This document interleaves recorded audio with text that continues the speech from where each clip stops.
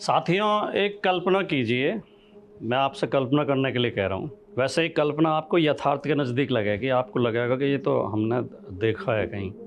लेकिन एक कल्पना कीजिए कि एक गांव है और गांव की आबादी 1000 है। उस 1000 आबादी में एक 100 आदमी का परिवार है और 900 आदमी अलग है। ये जो 100 आदमी का परिवार है, इसमें 5 सगे भाई हैं। 5 सगे भाइयों का परिवार है ये, जिसमें उनकी पत्नी, बच्चे, पोते, बेटे सब मिला के, बेटियां सब मिला के 100 आदमी का परिवार है। इनमें एक भाई, जो 5 भाई हैं, ये सगे भाई 5 भाई, इनमें एक भाई पुरोहित है, पुरोहितगिरी करता है, जो गांव के सारे धार्मिक संस्कार, सारे कर्मकांड वही कराता है। बच्चों के नामकरण करता है, गृह प्रवेश कराता है, शादी ब्याह का वो सुझाता है, मुहूर्त उन्हें संपन्न कराता है, पूजा पाठ भी वही कराता है, यानी सारे धार्मिक कार्य करता है। एक भाई वो पुरोहित है। दूसरा भाई सेठ है, जो सारा सामान खरीदने बेचने का काम पूरे गांव का वही देखता है। किसानों की फसल भी वही खरीदता है। किसानों को क्या क्या चीज़ चाहिए, मसाले, सब्जी, दूध, दवाई, जो भी कुछ जो उनकी ज़रूरत है वो उसी से खरीदते हैं। और वक्त बेवक्त अगर पैसे की आर्थिक मदद की जरूरत पड़ जाए तो उससे उधार भी लेते हैं। वो गांव का सेठ है। तीसरा भाई लठैत है, जिसके पास लाइसेंसी बंदूक है और लाठी चलाने में माहिर है। उसकी दबंगई है गाँव में, वो जिसे चाहे पीट दे और उससे लोग डरते हैं। चौथा भाई अखबार निकालता है। गाँव के हर घर में उसका अखबार सुबह सुबह पहुँच जाता है। वो गांव वालों को बताता है कि क्या क्या खबरें हैं, क्या क्या घटनाएं घटी हैं, क्या क्या हो रहा है। और 5वां भाई राजनीति करता है। वो गांव का प्रधानी का चुनाव लड़ता है, प्रधान परमानेंट रहता है। फिर सोचिए, एक पुरोहित है, एक सेठ है, एक लठैत है, एक अखबार निकालता पत्रकार है और एक प्रधान है। तो इस प्रधान को कोई हरा सकता है क्या? जिसका एक भाई पुरोहित हो, धार्मिक कार्य संभाल रहा हो, दूसरा भाई सेठ हो जिसके हाथ में पैसा हो, तीसरा भाई लठैत हो जिसके हाथ में लाठी हो, और चौथे भाई के हाथ में सूचना तंत्र हो, मीडिया हो, तो इस 5वें भाई को जो प्रधानी का चुनाव लड़ता है, कोई हरा सकता है क्या? ये 5 भाई एक दूसरे की मदद करते हैं। अखबार झूठी सच्ची कहानियां छापता है। जो भाई अखबार चलाता है वो झूठी सच्ची कहानियां छापता है। वो पुरोहित का महिमा मंडन करता है। वो कहता है कि पुरोहित जी ने आज फला आदमी को ये बता दिया कि तुम्हारे बच्चे की नौकरी, सरकारी नौकरी लग जाएगी, और उसकी नौकरी लग गई। पुरोहित जी ने ये भविष्यवाणी की है या जो है ये ऐलान किया है, वो उसका महिमा मंडन करता रहता है, झूठी कहानियां बना बना के। पुरोहित पे इसलिए लोग विश्वास करते हैं क्योंकि अखबार उसका प्रचार करता है, उसके बारे में बताता है कि ये धर्म के रक्षक हैं, अगर ये नहीं होंगे तो धर्म खतरे में पड़ जाएगा, ये हमारे कल्याण के लिए, हमारे अगले जन्म को सुधार के लिए, अगला जन्म ये हमें मुक्ति दिलाने के लिए ये कितना प्रयास कर रहे हैं, कितना मंत्र बोलते हैं, कितनी पूजा करते हैं, इनके ऊपर हमारा धर्म टिका हुआ है, इनके कंधों पे। तो पुरोहित का सम्मान निश्चित तौर पे लोगों के अंदर है, तो लोग पुरोहित के प्रति सम्मान का भाव रखते हैं। पुरोहित प्रधान जी की तारीफ करता घूमता है। वो कहता है प्रधान जी तो बहुत परिश्रम करते हैं, गाँव के विकास के लिए 18 घंटे काम करते हैं, और प्रधान जी तो अकेले सब पे भारी हैं, प्रधान जी तो बहुत बड़े राजनीतिज्ञ हैं, प्रधान जी को तो पूरे देश में डंका बज रहा है। दूसरे गांव के लोग भी उनका सम्मान करते हैं, दूसरे गांव में बुला के उन्हें सम्मानित किया जाता है। दूसरे गाँव के प्रधान आके हमारे प्रधान जी से सलाह करते हैं, हमारे प्रधान जी से पूछते हैं क्या करें क्या नहीं करें। प्रधान जी के दिल में तो गरीबों के लिए बहुत दर्द है, वो तो गरीबों के लिए हमेशा काम करते रहते हैं, हर समय इसी चिंतन में रहते हैं, वो तो सोते भी नहीं हैं। ये पुरोहित प्रचार करता है और यही बातें अखबार में भी छपती हैं। सेठ जब लोगों को ज़रूरत पड़ती है पैसे की या उधार की या कर्ज की, तो सेठ उनके ऊपर एहसान करता रहता है, और जब चुनाव आते हैं तो सेठ कहता है कि भाई प्रधान जी की मदद करनी है, प्रधान जी को वोट देने हैं। और अगर कोई प्रधान जी के खिलाफ होता है तो सेठ उसका सामान नहीं खरीदता उचित दामों में, सेठ उसे उधार नहीं देता है, सेठ उसकी मदद नहीं करता है, तो आदमी परेशान हो जाता है। इसलिए ज़्यादातर लोग जो सेठ जी की बात मानते हैं, सेठ जी से बना के रखते हैं, सेठ जी से बिगाड़ना नहीं चाहते। कोई थोड़ा बहुत टेढ़ा मेढ़ा चलता है, पुरोहित की या सेठ की या पत्रकार की या प्रधान जी की आलोचना करता है, तो उसे लठैत सीधा कर देता है। जो एक भाई लठैत है, जो ताकतवर है, जिसके पास लाइसेंसी बंदूक है, उसका आतंक है गांव में। वो जो थोड़ी बहुत आलोचना करता है, जो थोड़ा बहुत विरोध में बोलता है, उसे सार्वजनिक रूप से उसकी पिटाई कर देता है, किसी में भी पकड़ के 4 लाठी मार देता है। लोग उससे डरते हैं। अब ऐसे गांव में ये जो 100 आदमी का परिवार है, इसका शासन रहेगा ही रहेगा। जो 900 आदमी हैं, उनके साथ कितना ही अन्याय हो, कितना ही शोषण हो, वो भूखे मर रहे हो, उन्हें राशन भी फ्री में देना पड़ रहा हो, वो इतना कमा भी ना पा रहे हो, उनके पास अच्छे कपड़े भी ना हो, अच्छे मकान ना हो, उनके पास कोई सुविधा ना हो, उन्हें बिजली ना मिलती हो, पानी ना मिलती हो, उनके बच्चों को स्कूल में एडमिशन ना मिलते हो, गांव का स्कूल बर्बाद हो, गांव के अस्पताल बर्बाद हो, लेकिन पुरोहित जी मंदिर को खूब चमका के रखते हैं। सेठ जी का बंगला अच्छी तरह चमक रहा है। पत्रकार महोदय का अखबार बढ़िया चल रहा है, क्योंकि उसे जो है आर्थिक मदद मिलती रहती है। तो वो, और जब गांव की आर्थिक स्थिति का एवरेज निकाला जाता है, जब समीक्षा की जाती है,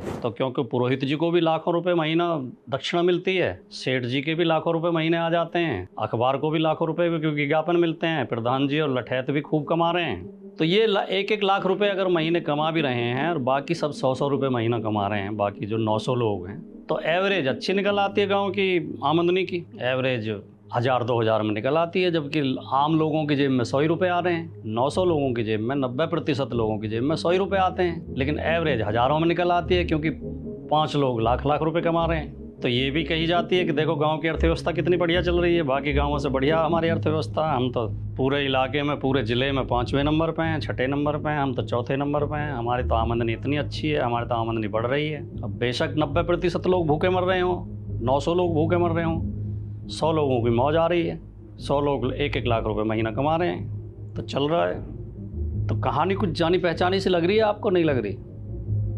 ये कल्पना जो है, ये गांव की जो कल्पना है, ये आपको कुछ जानी पहचानी सी लग रही है? नहीं, आपका दिमाग कहीं काम कर रहा है कि यार ये तो कुछ सुनी सुनाई सी, देखी भाली सी बात लग रही है, ये तो कुछ हमने देखी है। ये इस देश में हो रहा है। इस देश में 5 भाइयों ने आपस में हाथ मिला रखे हैं। प्रधान जी पुरोहित को मदद करते हैं कि जैसे पुरोहित जी कहेंगे वैसे ही होगा। पुरोहित जी प्रधान जी की तारीफ करते हैं। प्रधान जी के खिलाफ जो बोलता है उसे सनातन विरोधी बता देते हैं, उसे धर्म विरोधी बता देते हैं, उसे धर्म से बहिष्कृत कर देते हैं। और सेठ जी का धंधा रोजाना बढ़ता जा रहा है, क्योंकि प्रधान जी का पूरा छूट है उन्हें प्रधान जी की ओर से। और अखबार के संपादक महोदय को मोटे मोटे विज्ञापन मिलते हैं, उनकी मौज आ रही है। और लठैत की दादागिरी चल रही है, दबंगई चल रही है। और इन 5 ने आपस में हाथ मिला रखे हैं। जनता जाओ भाड़ में, 90% लोग भाड़ में जाओ। 90% लोग भूखे मर रहे हों, 90% लोगों को ढंग का खाना न मिल रहा हो, कंकड़ वाले पत्थर वाले चावल मिलते हों 5 किलो, सड़े हुए गेहूँ मिलते हों 5 किलो, बच्चों को स्कूल में एडमिशन न मिल रहे हों, स्कूल बर्बाद हो रहे हों, स्कूल बंद करे जा रहे हों, अस्पतालों में दवाई ना हो, बिजली ना आ रही हो, पानी ना मिल रहा हो, ट्रेनों की छत टपक रही हो, हवाई जहाज़ रोज़ाना गिर रहे हों, हवाई जहाज़ समय से उड़ ना पा रहे हों, सरकारी नौकरियां बंद हो गई हों, सेना की भर्ती बंद हो गई हो, रेलवे की भर्ती बंद हो गई हो, डाकतार विभाग की भर्ती बंद हो गई हो, अध्यापकों की भर्ती बंद हो गई हो, पुलिस लूट कर रही हो, रिश्वत ले रही हो, लेकिन कोई खिलाफ नहीं बोलेगा। 5 के हाथ में सारा संचार है। अखबार में अच्छी अच्छी खबरें छपेंगी। अखबार में प्रधान जी को विश्वगुरु बताया जाएगा। प्रधान जी 18-18 घंटे काम कर रहे हैं। प्रधान जी तो एक अकेला सब पे भारी है। पुरोहित रोजाना गरीब जनता के खिलाफ बोल रहा है, गरीब जनता के खिलाफ भाषण देता है। अपने भाषण में बीच बीच में गरीब जनता को जो सुविधाएं मिली हैं, गरीबों को गरीबी के आधार पर, पिछड़ेपन के आधार पर, शोषण के आधार पर जो कुछ विशेष अवसर मिले हैं आगे लाने के, रोजाना उनके खिलाफ बोलता है पुरोहित। उन्हें ख़त्म करने की बात करता है कि सब बराबर होने चाहिए, किसी को आरक्षण नहीं होना चाहिए, किसी को विशेष अवसर नहीं होने चाहिए। रोजाना उन्हें जो है बुरा बताता है, जातिवादी बताता है, अपराधी बताता है, देशद्रोही बताता है, धर्म विरोधी बताता है। पुरोहित के खिलाफ अगर किसी ने बोल दिया, अगर किसी ने सवाल पूछ लिया और ये कह दिया कि ये गलत बोल रहे हैं, तो उसे सनातन विरोधी बता दिया जाता है। फिर अखबार भी उसके खिलाफ, फिर लठैत भी उसके खिलाफ, फिर प्रधान जी भी उसके खिलाफ।